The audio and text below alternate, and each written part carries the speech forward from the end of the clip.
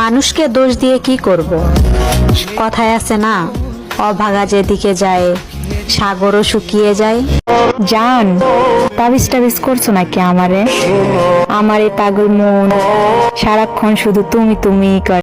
জান, কি আছে তোমার মাঝে? আমি থাকতে পারি না তোমারে ছাড়া।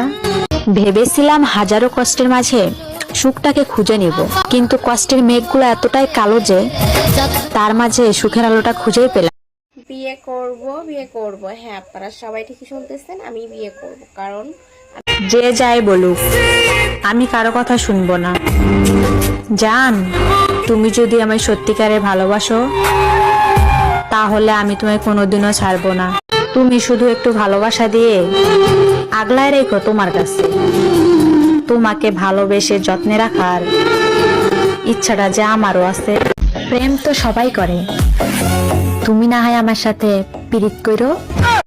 নেশাখোর ধনী ছেলে বিয়ে করার চাইতে বেকার পোলা বিয়ে করা ভালো। কারণ জমিতে কৃষিকাজ কইরা হইলেও তোমারে শান্তিতে 2 বেলা ভাত খাওয়াইব, মারধর করব না।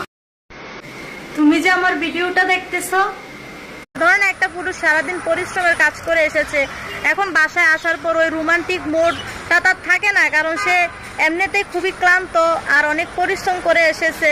তো স্ত্রী ভাবে যে আমার স্বামী হয়তো আমাকে ভালোবাসে না, কিন্তু এটা প্রতিটা মেয়ের ভুল ধারণা।